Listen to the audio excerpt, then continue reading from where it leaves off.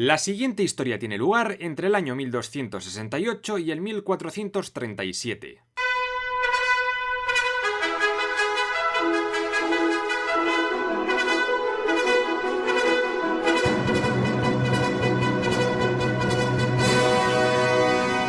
Tras la muerte de Federico II, el Sacro Imperio acabó durante 2 décadas en un periodo de luchas internas por el poder que fue conocido como el Gran Interregno. La cosa acabó en el año 1273, con la coronación de un nuevo rey, Rodolfo I de Habsburgo.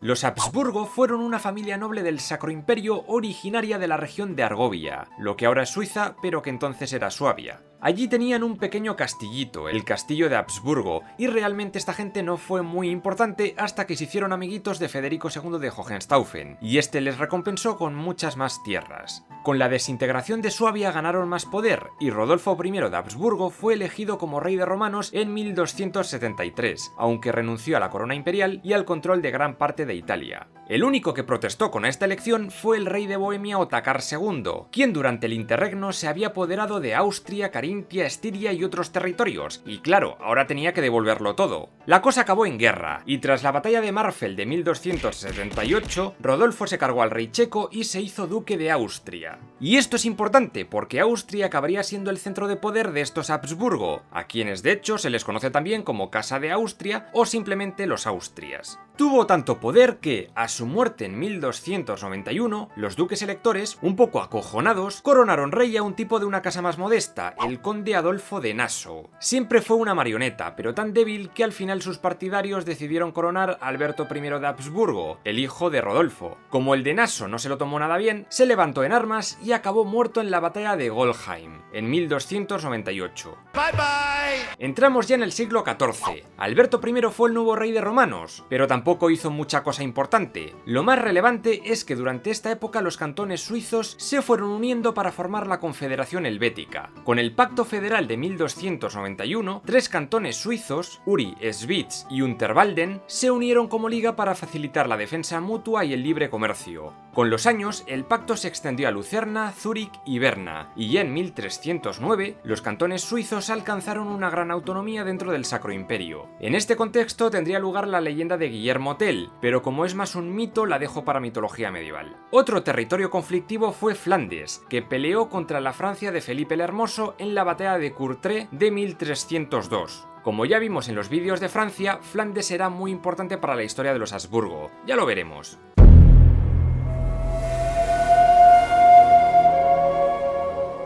Alberto I de Habsburgo fue asesinado por su sobrino Juan de Suabia en 1308, y entonces una nueva casa llegaría al poder del Sacro Imperio, la de los Luxemburgo, con Enrique VII a la cabeza. Gracias a la influencia del Papa Clemente V fue incluso nombrado emperador, cargo vacante desde la muerte de Federico II. Por cierto, fue este papa quien trasladó la sede papal de Roma a Aviñón. Dijo que solo de forma temporal, por temas de seguridad y tal, pero la medida acabó durando casi 70 años. Enrique se casó con Margarita de Brabante y tendrían un hijo, Juan el Ciego, que sería nombrado rey de Bohemia. El reinado de Enrique destacó por su infructuoso enfrentamiento con el Papa Clemente V, por intentar recuperar el poder perdido en Italia, combatiendo contra ciudades libres como Florencia, Génova o Milán. En esos años, el poeta italiano Dante Alighieri estaba escribiendo la Divina Comedia. Él era más proimperial que propapal, y en esta obra encontramos alguna referencia a estos acontecimientos y al propio Enrique. En 1313, Enrique VII la palmó y durante la siguiente década asistimos a un combate por el poder entre Federico el Hermoso de los Habsburgo y Luis de Wittelsbach, apodado el Bávaro. Este último salió victorioso en la batalla de Mühldorf de 1322, pero hicieron las paces y gobernaron juntos hasta que Federico murió en 1330. Luis se centró más en la política italiana y el resultado fue parecido al de sus antecesores. Enfrentamiento con el Papa Juan XXII, excomunión, elección del antipapa Nicolás V, coronación no oficial de emperador en Roma, protestas por un tubo. Para el colmo, las milicias de la Confederación Suiza derrotaron a pedradas, en la batalla de Morgarten, a los caballeros feudales de Leopoldo I de Austria, una victoria decisiva para su futura independencia. Resumen del reinado de Luisito. ¡Todo mal! Viendo el desastre, algunos nobles y el Papa Clemente VI eligieron nuevo rey en 1346. El elegido fue Carlos IV de Luxemburgo, quien fue coronado en Rennes. Justo ese año, su padre Juan el Ciego, que ya estaba el pobre haciendo honor a su apodo, la palmaba en la batalla de Crecy apoyando a los franceses contra los ingleses en la recién comenzada Guerra de los 100 años. Su hijo salió vivo, pero herido, y claro, Luis IV le tenía unas ganas de aupa. Parecía que en el Sacro Imperio iba a haber una nueva guerra civil, pero por fortuna, Luis IV sufrió un ictus cazando osos y la palmó en 1347. Con el camino despejado, vamos ahora con Carlos IV, el monarca más importante de este episodio.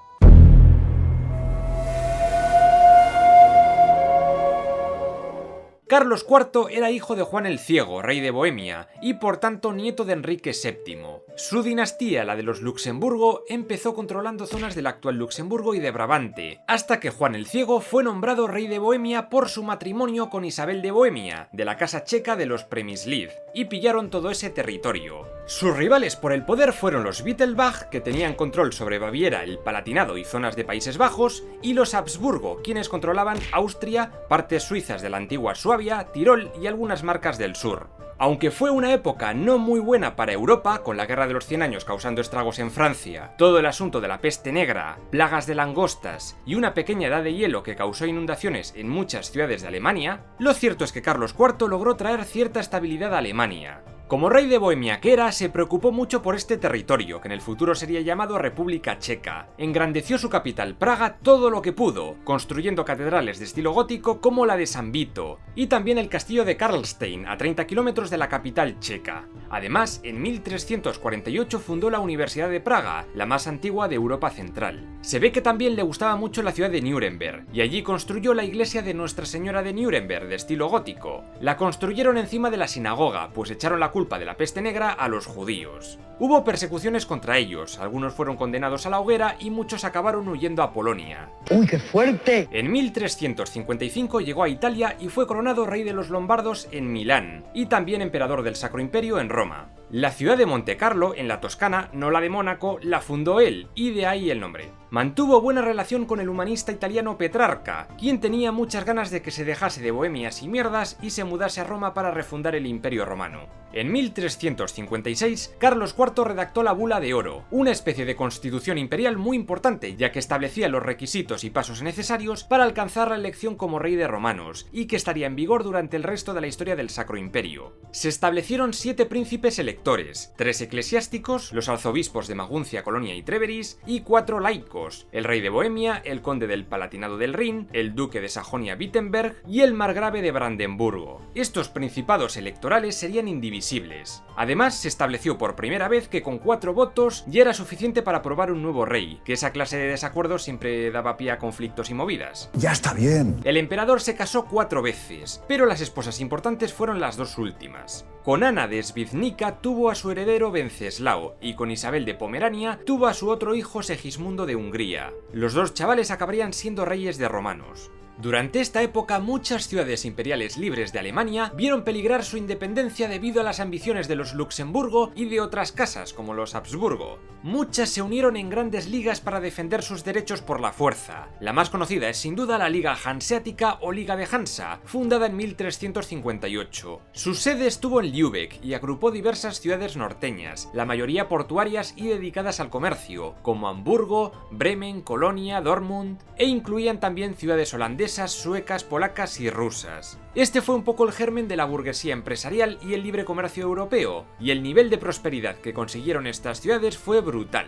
También ciudades como Danzig se especializaron en la construcción de barcos, destacando las cocas hanseáticas, que fueron las primeras embarcaciones que no necesitaban tener remeros ahí jodidos dándole a las palas. ¡Qué guay! ¡Cómo mola! Otra liga de la que hay que hablar es la Liga de las Ciudades de Suabia, que existía desde hacía bastante tiempo, pero que resurgió con fuerza hacia el 1376. Se levantaron en armas porque Carlos IV quería que su hijo Wenceslao fuera elegido rey a su muerte, y para ello decidió sobornar a algunos electores, revocando privilegios a varias de estas ciudades imperiales libres. En 1365, Carlos IV fue coronado rey de Borgoña, por lo que se convirtió en el gobernante de todos los reinos del Sacro Imperio Romano. También el Ducado de Austria se convirtió en un archiducado, gracias a un documento falsificado por Rodolfo IV de Austria, el Privilegium Maius. La cosa duró hasta que Carlos IV se coscó de la falsificación unos años después. Aún así, Rodolfo convirtió Viena en su centro de poder, fundando incluso una universidad en esa ciudad. y algunos trozos, junto con Estiria, Carintia y demás, se convirtieron en Austria Interior y en el condado de Tirol, entre otros. El ducado de Baviera acabó también dividido en diferentes territorios, y lo mismo pasó con Brunswick. En 1373, Carlos compró al margrave Otón VII de Wittelsbach por 500.000 florines el margraviato de Brandeburgo y se lo cedió a su hijo Wenceslao, incluyendo el poder de elector que llevaba consigo el cargo. La residencia oficial de este lugar estaría en el castillo de Tangermunde. Además, también cedió a su sobrino Carlos V, príncipe de Francia, la región del Delfinado. Carlos IV murió en el año 1378 en Praga. El año anterior, el Papa Gregorio XI volvió a fijar la residencia papal en Roma. Sin embargo, poco después, un nuevo conflicto religioso comenzó, el Gran Cisma de Occidente. Básicamente todo empezó porque dos obispos se disputaron la autoridad pontificia. Urbano VI fue elegido papa en Roma y Clemente VII en Aviñón. Europa quedó dividida entre los que apoyaban a uno, a otro y luego estaban los que cambiaban de bando a conveniencia, como fue el caso del Sacro Imperio.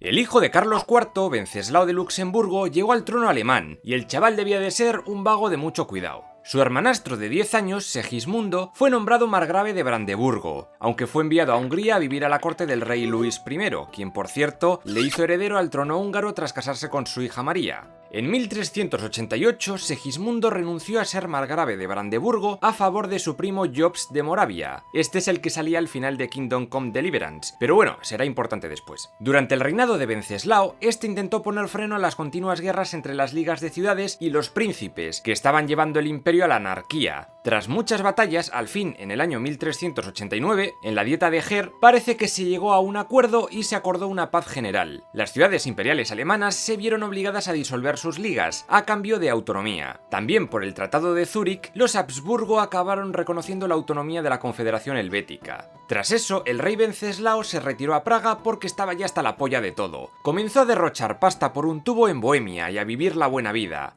Uno de sus protegidos en Praga sería el decano de la Facultad de Arte y Filosofía y reformador religioso a tiempo parcial, Jan Hus, que la Iglesia Católica declaró hereje. Básicamente lo que decía este tipo era que el jefe de la Iglesia debía ser Cristo y no el Papa, y que tantos cismas eran causados por la corrupción de los religiosos y su acumulación de riquezas. Como Wenceslao pasó de condenarle, muchos alemanes de la Universidad de Praga se dieron el piro y fundaron la de Leipzig en 1409. Los electores veían al rey como pésimo e incompetente y empezaron a planear derrocarle. Y más tras el descalabro de la cruzada de Nicópolis, donde su hermano Segismundo dirigió un gran ejército a luchar contra el invasor turco a Bulgaria. Tuvieron el apoyo de franceses, húngaros, venecianos, genoveses y búlgaros, pero la campaña fue un desastre de principio a fin. Segismundo sobrevivió de milagro. ¡Me muero! ¡Qué bien! ¡Qué bien! En 1396, Wenceslao regresó a Alemania para nombrar regente a su hermano pequeño Segismundo, y luego marchó a Francia para resolver el tema del cisma papal. Este momento fue aprovechado por 4 príncipes electores para rebelarse durante la Dieta de Oberlandstein. En 1400, en la fortaleza de Lanek, fue elegido nuevo rey de romanos Roberto del Palatinado, de los Wittelsbach. Este Roberto III gobernó 10 años. Trató de ir a Roma a ser coronado, pero por el camino se metió de leches contra el ducado de Milán de Gian Galeazzo Visconti, y acabó teniendo que darse media vuelta el pobre. Intentó poner paz y orden tanto en el imperio como en el papado, sin mucho éxito. Roberto III acabó palmando en 1410, y ahora a ver quién se elegía como rey.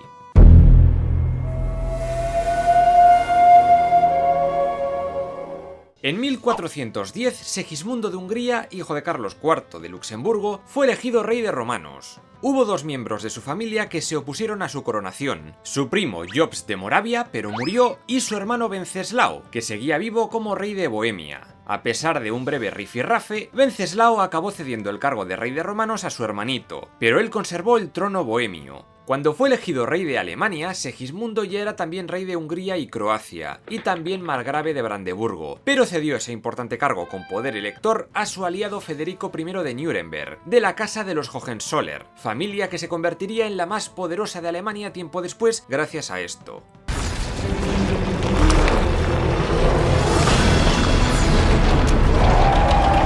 El Segismundo este sentía Hungría como su casa y la mayor parte de su vida dirigió el imperio desde Buda, actual Budapest, la capital húngara. Allí levantó un gran palacio que fue convertido en su sede real. Se casó con una noble húngara, Bárbara de Celje, y por 1408 fundó la enigmática Orden del Dragón, con el objetivo de defender el cristianismo de los invasores musulmanes. Uno de los miembros de esta orden fue Vlad II Dracul, apodado así por esta orden, y su hijo sería el famoso Vlad el Empalador. De Dracul vendría Drácula, obviamente. En 1414 se convocó el Concilio de Constanza, presidido por Segismundo y el antipapa Juan XXIII. El objetivo era acabar con el cisma de Occidente, y se logró, llegando al acuerdo de nombrar papa oficial a Martín V.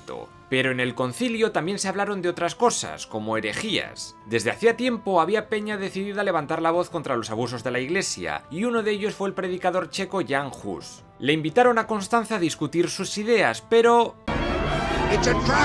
Él y su discípulo Jerónimo de Praga fueron condenados a morir en la hoguera en 1415. Eso cabreó un montón a muchos bohemios, y la cosa se iba a poner más caliente. Su hermano Wenceslao murió en 1419 de un infarto durante una cacería de osos. Ya van 2 muertos cazando osos, yo me dedicaría a otra cosa, en plan juegos de mesa y cosas así, pero bueno. El sucesor en el trono bohemio, lógicamente, iba a ser Segismundo. Sin embargo, los bohemios le responsabilizaron de la muerte de su querido Hus y se le echaron al cuello. Y de esta forma comenzaron las guerras husitas, un conflicto que duraría 15 años. Todo empieza con la primera defenestración de Praga, donde unos seguidores radicales de Hus tiraron por la ventana a 7 miembros del consejo municipal. Ya veremos que los bohemios fueron muy propensos a esto de tirar a la peña por las ventanas.